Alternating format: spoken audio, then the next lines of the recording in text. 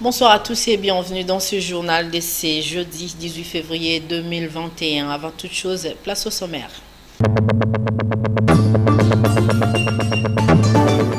Les opérations de FARDC en Ituri, le lieutenant Jules Ngongo a fait les comptes rendus de ces dernières dans cette zone.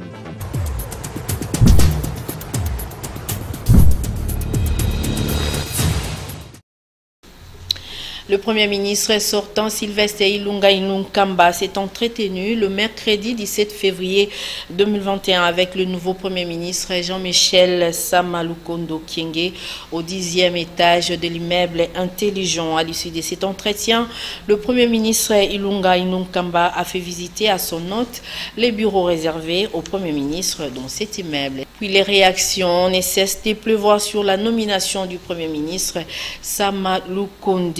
Au dire des uns et des autres, le Premier ministre devra se pencher sur les sociales des Congolais. José Moussangala. La nomination de Samalukonde à la tête du prochain gouvernement continue à faire couler encre et salive. Pour le ZIN, il doit faire de l'amélioration du social congolais son véritable cheval de bataille. Tout ce que nous attendons, c'est que le Premier ministre voit un peu le niveau de la vie sociale de la population. Parce que la vie sociale de la population, présentement, la vie, elle est vraiment dégradée.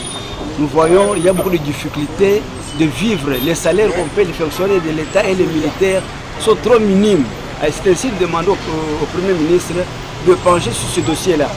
Le peuple congolais souffre, surtout les gens qui travaillent au ministère dans tous les ministères.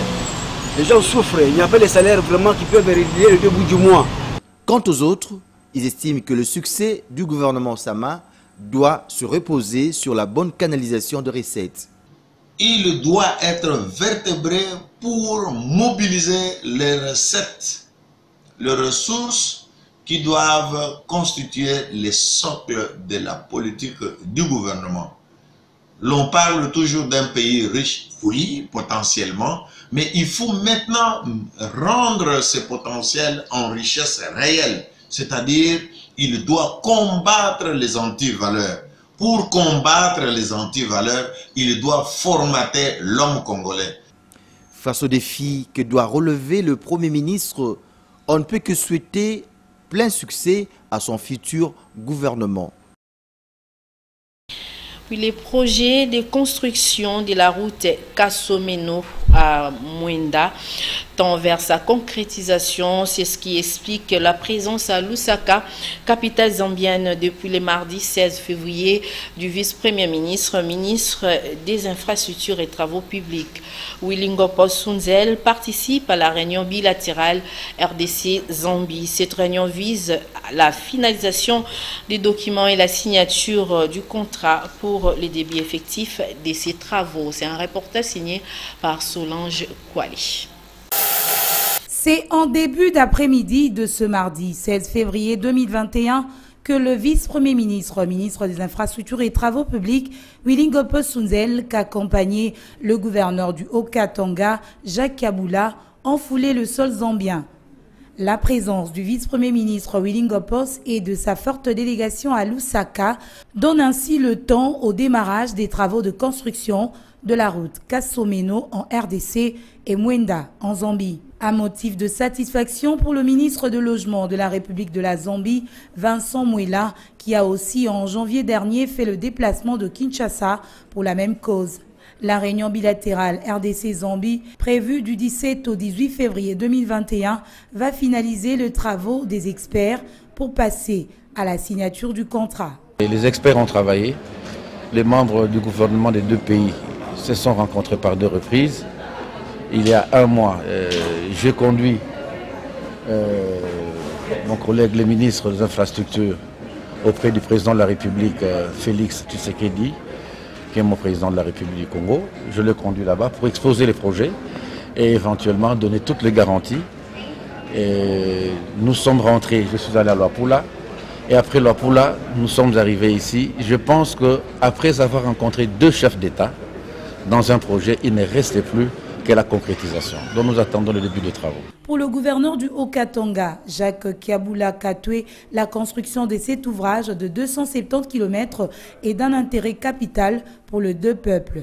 Les 2 provinces vont être bénéficiaires de ces projets, mais aussi c'est un projet qui va décongestionner Kasumbalesa et c'est un projet qui aura des retombées économiques et qui va, moi particulièrement en tant que province du Haut-Katanga, qui va assurer le développement intégral du coin de Kasenga. Cette route aura un poste de péage et un pont jeté sur la rivière Luapula.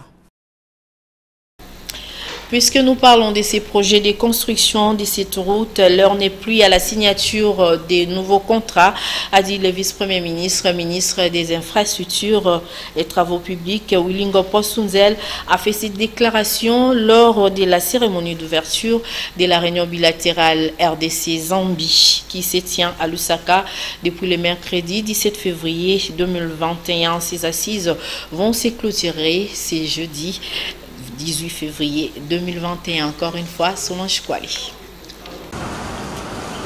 Le premier à prendre parole ce mercredi 17 février 2021 lors de la séance d'ouverture de la réunion bilatérale RDC-Zambie pour la construction de la route Kasomeno-Mwenda fut le ministre zambien du Logement. L'honorable Vincent Moalé a salué la présence de la délégation congolaise conduite à ces assises par le vice-premier ministre et ministre des Infrastructures Wilingo Sunzel.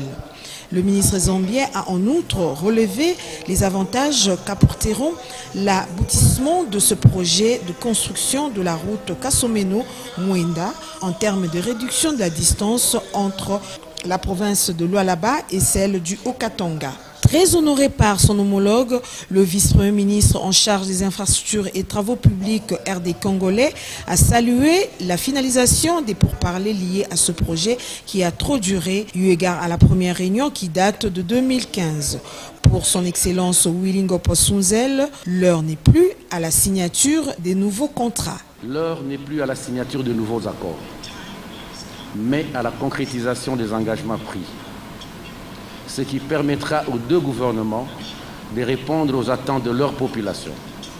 Les mêmes efforts vont être bientôt déployés entre les deux États afin de mobiliser les partenaires pour la mise en place d'une concession routière permettant de construire la route reliant Kolwezi à Solwezi.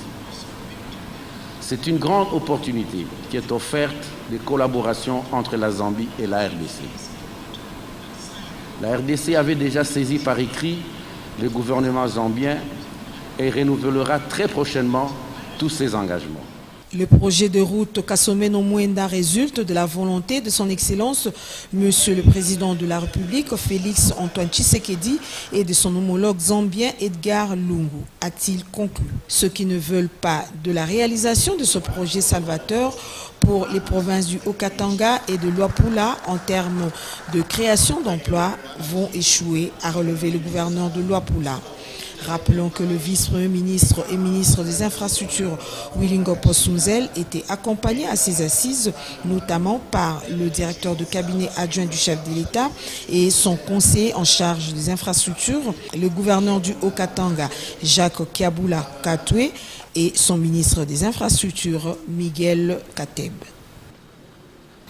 Parlons sécurité. Dans ce journal, le porte-parole des FRDC en Ituri, le lieutenant Jules Ngongo a fait les comptes rendus des dernières stratégies militaires menées, dernières opérations militaires menées dans cette zone par les FRDC. Il est au micro de notre correspondant sur place, Tony Nzolameso. Les forces armées de la République démocratique du Congo en Ituri ont lancé les opérations contre les groupes armés Codeco ALC à l'est de la ville de Bunia, Codeco Bon Temple à l'ouest et FPIC dans le sud-ouest. L'objectif est d'écarter et détruire la menace dans le périphérique de la ville de Bunia. Du 16 au 17 février, dans la partie est de la ville, les forces armées ont attaqué et conquis le nouveau bastion du groupe armé Codeco situé à 25 km, notamment la localité Malabo, du clan Anou de Kwabu et Ndungwe dans le groupement Djili et Peni du secteur Walendutati en territoire de Djougou. Le bilan de ces opérations se présente comme suit. 9 éléments de groupe armé Codeco Bar ALC neutralisés, 2 armes de type AK-47 et plusieurs munitions de guerre récupérées par votre armée. À l'heure actuelle, les forces armées poursuivent les opérations vers la localité Kelo et Kodia au sud de Logo. Dans la partie sud de la ville de Bunia, les forces loyalistes ont conquis les localités Songolo, Androzo, Medou, Gangou, zone d'influence de la milice FPIC et quelques éléments réfractaires du processus d'EDR de la FRPI. Par ailleurs, ce matin, lors de patrouilles de combat dans la partie est de la ville de Bunia, nos hommes ont découvert 2 positions défensives de la milice FRPI à Songolo et à Medou, qui sont le renfort de la milice FPIC dans sa zone d'influence pendant que le leader de la FRPI niait cela. Le commandant secteur intérimaire des opérations en Ituri, l'amiral Ejidengoy, demande au leader de FRPI, Mbadou, de retirer immédiatement ces hommes pour faciliter une bonne conduite opérationnelle aux unités de forces armées engagées dans la partie sud de la ville de Bunia.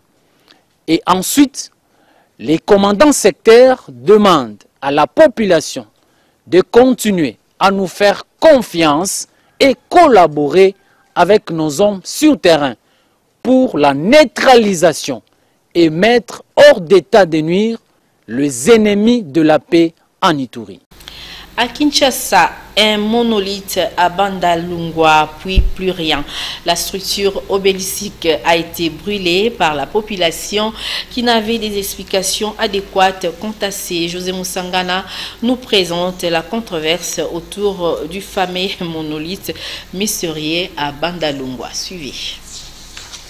Un monolithe à Kinshasa. Tout a commencé au rond-point Bakayao, dans la commune de Bandalungwa, et dans la nuit du 13 février 2021. À son réveil, la population environnante a été surprise par cet ouvrage de grande dimension qui semblait être un monument fait d'une seule pierre. Du coup, la structure obélisque fait l'objet d'une controverse. Pour les uns, le mystérieux ouvrage a été posé. Il y en a même ceux qui ont témoigné d'avoir aperçu comment il a été installé à cet endroit. Maman, j'étais là lorsqu'ils sont venus implanter ce faux monolithe la nuit de samedi à 22 h.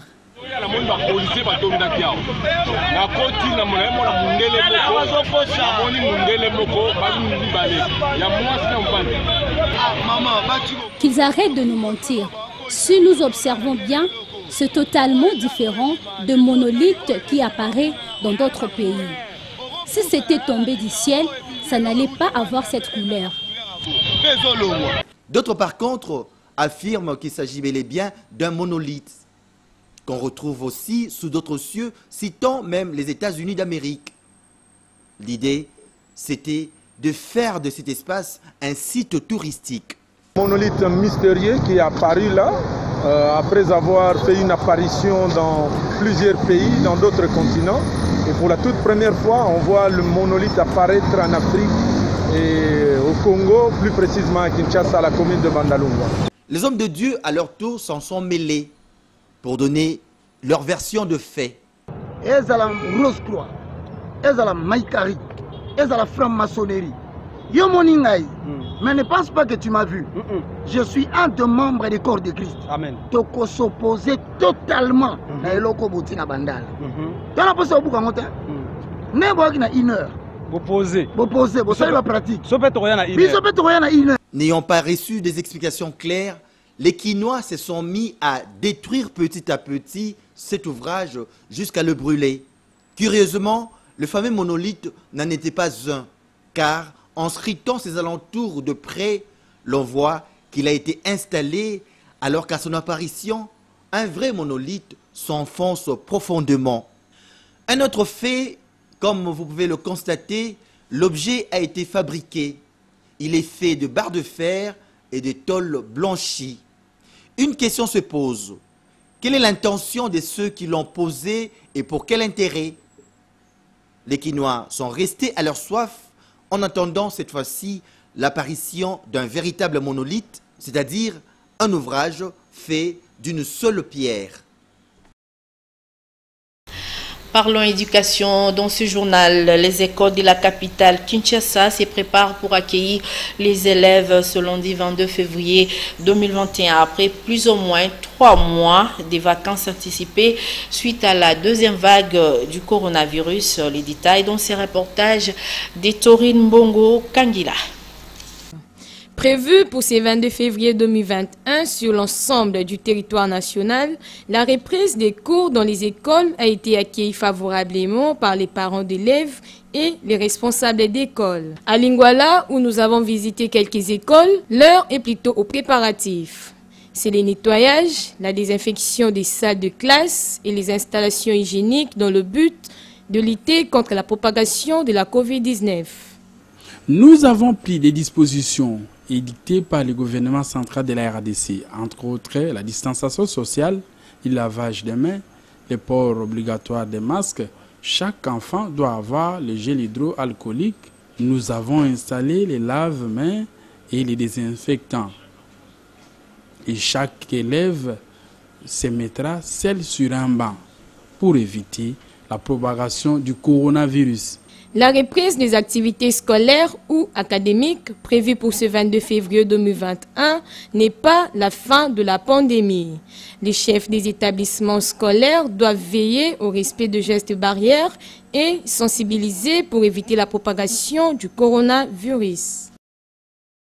Les organisations féminines du Kasaï central réunies au sein de la structure Femmes Main dans la Main pour le développement du Kasaï ont été visitées ce mardi 16 février 2021 par une forte délégation britannique. Une séance de travail a eu avec le survivant des VBG dans la salle des réunions de cette structure. C'est un reportage signé par Solène Toumba qui est notre correspondant dans cette partie de la République démocratique du Congo. C'est une délégation salvatrice pour les structures féminines du Kasaï central dont les axes prioritaires sont tournés vers les survivantes des violences sexuelles et celles basées sur le genre au Kasaï central. Parmi ces structures figure Femmes Main dans la Main pour le développement du Kasaï qui a reçu cette délégation britannique en séjour à Kananga. Nathalie Kambalalou, coordonnatrice de FMMDK, briefe ici ses hôtes sur différentes interventions de la structure. Au Kasaï central, nous avons traversé de moments de triste mémoire de Kamona Sapo qui a causé beaucoup d'énormes dégâts. Et parmi ces dégâts, les femmes se sont retrouvées vulnérables et victimes de beaucoup d'atrocités. Entre autres, les victimes de violences sexuelles, les femmes veuves, les filles orphelines plutôt. C'est ainsi que FMDK, dans ses objectifs, a commencé à encadrer ces femmes avec l'appui des différentes agences des Nations Unies. Lawrence Devlin, représentant de l'ambassadeur britannique à l'est de la République démocratique du Congo, s'est dit heureux de l'accueil avant de dévoiler leur mission au Kasaï central. Nous sommes ici pour une visite pour la première fois à Kananga pour avoir une meilleure compréhension de les aspects sécurité et la paix, mais aussi spécifiquement concernant la retraite progressive de la MONUSCO, qui va venir dans quelques mois ici. Donc pour nous, c'est vraiment juste pour comprendre la situation politique et sécurité. Et comme probablement vous le savez, nous sommes l'un des bailleurs mondiaux qui est engagé pour la lutte contre la violence sexuelle. C'est par la visite des installations de FMMDK ainsi que celle de réalisation de plusieurs œuvres conçues par les survivantes prises en charge par la structure Femmes Main dans la Main pour le développement du Kasaï à travers l'appui de certains partenaires, entre autres UNFPA et UNHCR, que s'est clôturée cette visite. Parlons culture à présent. Les films documentaires La Pastorale en temps de Covid-19 est maintenant disponible sur le marché des disques. C'est le vendredi dernier que la cérémonie de présentation de ces documentaires a eu lieu à Kisangani en présence de Monseigneur Marcel Outembi. Ce film de 35 minutes a été réalisé par notre correspondant à la Chopo, Patrick Mangala. Ce film de 35 minutes a été projeté dans la grande salle de la cathédrale Notre-Dame du 35 Rosaire de Kisangani. Tourné pendant les confinements de l'année dernière, ce film documentaire relate comment est-ce que l'Église catholique a orienté sa pastorale face à ce fléau mondial qui est le coronavirus. La dangerosité. Personnage principal dans ce court-métrage est l'archevêque métropolitain de Kisangani, Marcel Outembi Tapa, qui, selon les réalisateurs et celui depuis le confinement, n'a cessé de sensibiliser la communauté à travers les médias et autres canaux de l'existence de la maladie à coronavirus et le respect des gestes barrières pour sa propagation. Interpréter ces sangs et cette eau qui avait coulé du cœur de Jésus.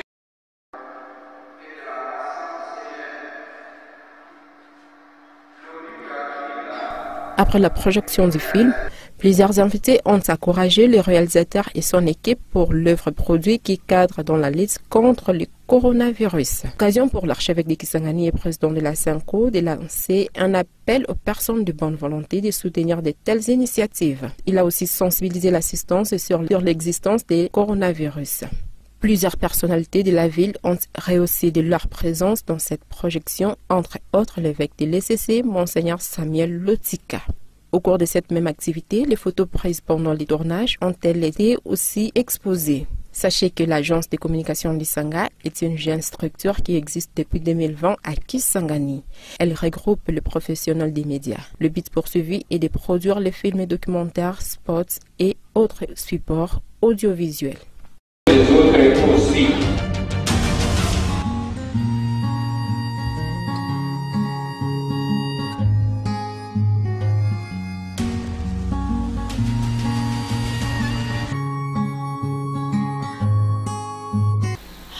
Deux lettres de Kinshasa sèment la discorde au sein des ECI du territoire des Bassan-Koussou. Le chef d'entité de l'Islam Équateur a fustigé l'immixtion du politicien dans les affaires des confessions religieuses. José Maza Osukuma. Les deux lettres, dont celle du 27 décembre 2019, portant numéro 1056, et celle du 9 décembre 2020, numéro 1000, signée ministre national de l'EPST, Willy Bakonga, adressée pour suspension du coordonnateur national des SCI, accusé de réception, et autres pour la levée de suspension ou annulation de la suspension de ce dernier pose problème.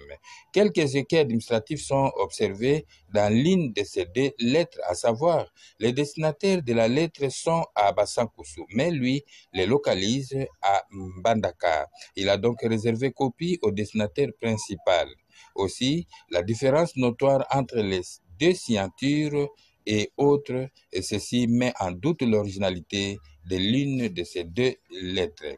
Contacté à ce sujet, le chef d'entité de l'Islam province de l'Équateur, Imam Daouda Bokungu, a indiqué que le droit de faire tout mouvement du personnel dans l'EPST est réservé uniquement aux confessions religieuses, selon la convention scolaire scellée entre l'État congolais et les confessions religieuses dans son article 14. Seules les églises ont le monopole de désigner les gestionnaires, cadres et agents dans les écoles, mais pas les politiciens. Daouda Bokungu a renchéri que les politiciens doivent s'abstenir de s'immiscer dans les affaires des confessions religieuses. Le chef de l'entité de l'islam Équateur, Imam Daouda Bokungu, demande à l'honorable Harding Gobe de cesser d'attiser la haine ethnique entre les deux peuples soudés, Mongo et Ngombe, qui cohabitent pacifiquement pendant tout le temps. Il a terminé son propos dans la prière pour demander à Allah, Dieu, de protéger son église et la population de Bassankoussou contre les fauteurs de troubles. Il a enfin demandé à l'élu de Bassankoussou, Dingobe, de mettre fin à la diabolisation de l'honorable Rifin Elodji, qui n'y est pour rien. Dans notre rubrique l'actualité vue par les autres, Esther Badi-Bievia et Damwe Maungu ont tendu leur micro à Cissé Traoré, qui est journaliste au Nouveau Congo TV. Selon lui, l'actualité est dominée par la nomination du Premier ministre et la question de la composition du gouvernement. Suivi.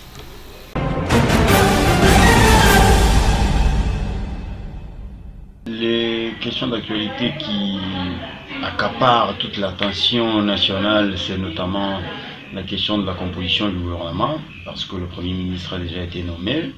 On a longuement épilogué sur son parcours. Il y en a qui estiment qu'il a un très bon parcours, un CV assez rempli. Maintenant, on s'attelle sur la composition du gouvernement. Quel est le critérium pour pouvoir être membre du gouvernement, mais aussi il y en a qui parlent de sa taille. Il y en a qui estiment aussi que des anciennes figures ne peuvent plus revenir au sein de ce nouveau gouvernement. À part la question du gouvernement, il y a aussi la question du futur bureau au niveau du Sénat, le bureau définitif, qui va être mis en place sous peu. Alors en ce moment ici, les tractations sont en cours pour pouvoir satisfaire à ce manque au niveau du Sénat.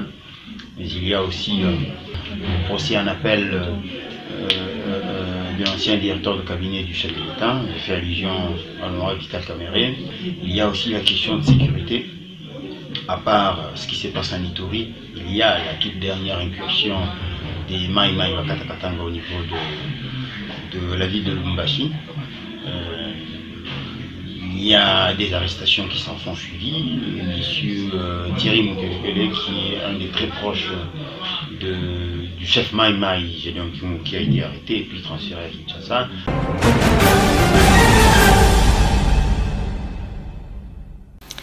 Place à présent à nos partenaires de la Voix de l'Amérique, VOA.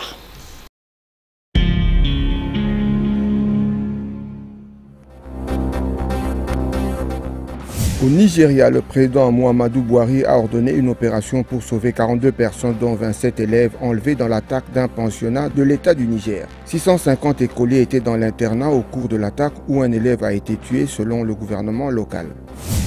Au Tchad, au moins 35 personnes ont été tuées dans des affrontements entre éleveurs et cultivateurs dans le sud. Les autorités affirment qu'en représailles, des cultivateurs ont assailli la province de Salamat où vivent les éleveurs. Au Rwanda, le procès de Paul Rusesabagina s'est ouvert ce mercredi à Kigali. Le héros du film Hôtel Rwanda conteste la compétence du tribunal où il est jugé pour terrorisme. Critique du président Kagame, M. Rusesabagina, qui vivait en exil, a été arrêté au Rwanda à la descente d'un avion qu'il pensait atterrir au Burundi. En Afrique du Sud, la campagne de vaccination contre le Covid-19 a commencé ce mercredi. La première dose du lot de 80 000 vaccins du laboratoire Johnson & Johnson a été administrée au président Cyril Ramaphosa. Ce journal tend vers sa fin, mais avant de boucler ce journal, nous vous rappelons les titres. Les opérations de FRDC en Ituri, le lieutenant Jules Ngongo a fait les comptes rendus de ces dernières dans cette zone.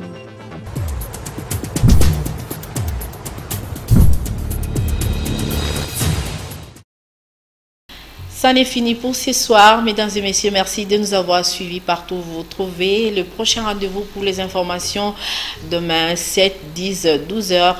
Papi Katassi sera là pour vous informer à 16 heures. Jenny Tambwe Malou sera là pour le compte du journal en Lingala. Quant à moi, je vous retrouve à 19 heures pour le compte de la grande édition du journal télévisé. D'ici là, portez-vous bien et surtout, restez branchés sur le programme de la chaîne des références Antena. Au revoir.